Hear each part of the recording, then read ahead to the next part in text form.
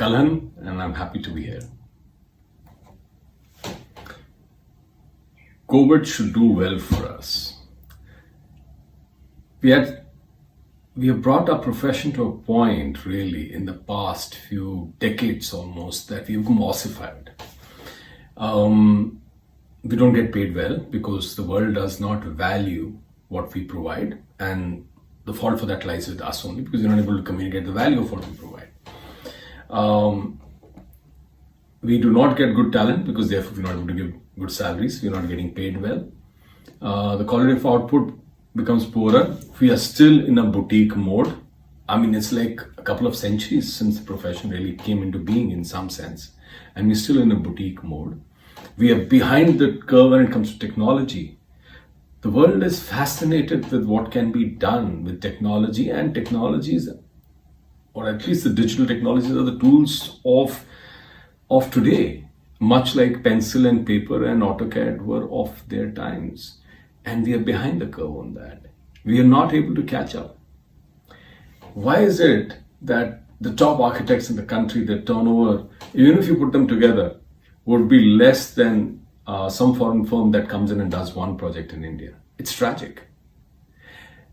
We are to blame because we are so comfortable, we have been so comfortable speaking to each other that we have forgotten how to communicate the value of our capabilities out there to the world such that we get compensated for the quality and the volume of what we do. I think COVID will do us well because it is a pause giver, much like the backdrop that I have behind. It gives us a time to introspect. It gives us a time to understand what might have been and what did not happen. It takes a brave man to really predict the future.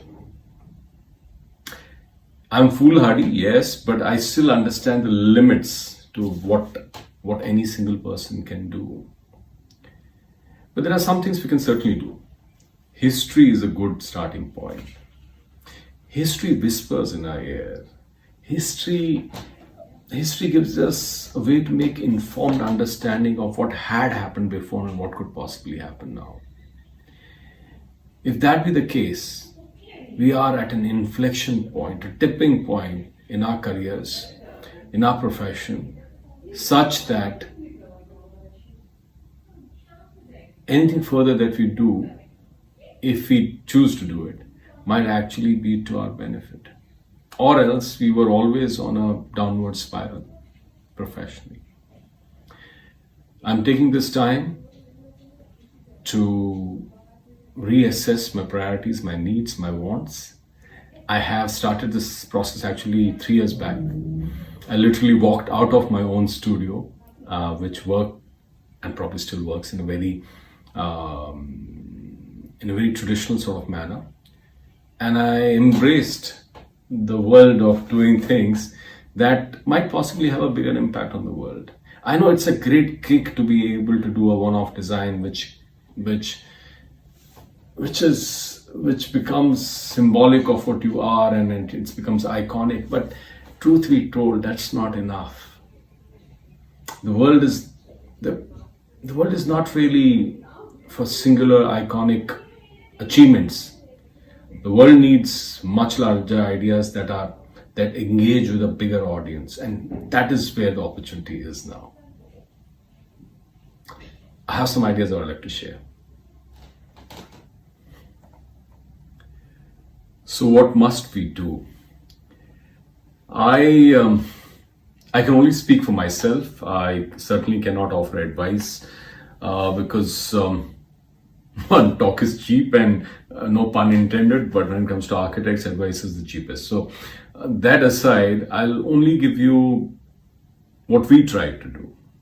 And they can be, if they're successful, they're good to hear and probably should inspire others. But if they've failed, then they're cautionary tales. So either ways, you get something out of this. So when I walked away from my studio, I went out and started these 4 or 5 different kind of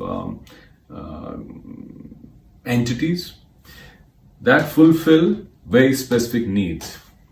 There's a problem that we have really not understood, the singularity of design actually starts before that. It's actually understanding the client requirements, and right up to the delivery of the final product, there is a singularity now, which is driven by the processes that have come in place.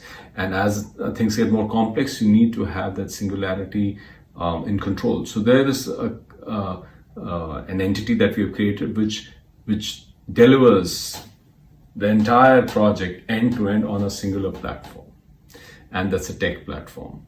We've already done 4-5 projects there, so that's one thing we started with. There is a great deficit when it comes to getting new talent in our profession, and I spoke about this before. The way to do that is not to wait for it to happen on its own. So we went ahead and we started something called Noob, and Noob does this. Noob creates an accelerated program that augments the skill of these young architects fairly quickly, and makes them employable in our profession and for us as well. So that's something that we looked at, talent as well. Third, we looked at something which almost goes against the grain of what I am. I understood that for all the value that we wanted to create for our friends who are developers, we were not able to speak in their language. The language and the compulsions that they have are numerical, mostly. And so we created a platform that uses multiple kind of analysis and gives you a singular report. And that report is just pages and pages and pages of data, actually. And these numbers are substantiated by actual analysis done behind on softwares. Some of them are proprietary, some of them are created, are available off the shelf, but it gives you numbers down to every development scenario. So almost no one else does it, surprisingly so.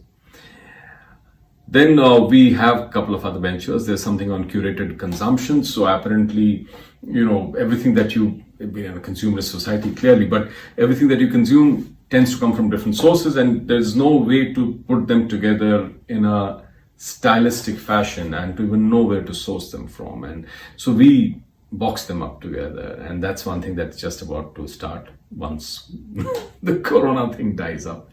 And there is more, but the point is this, the larger point I'm trying to make is, I'm trying to step out of the comfort of being a pure play designer in the architectural space to probably navigating a world that is bigger outside, that gives you more opportunities.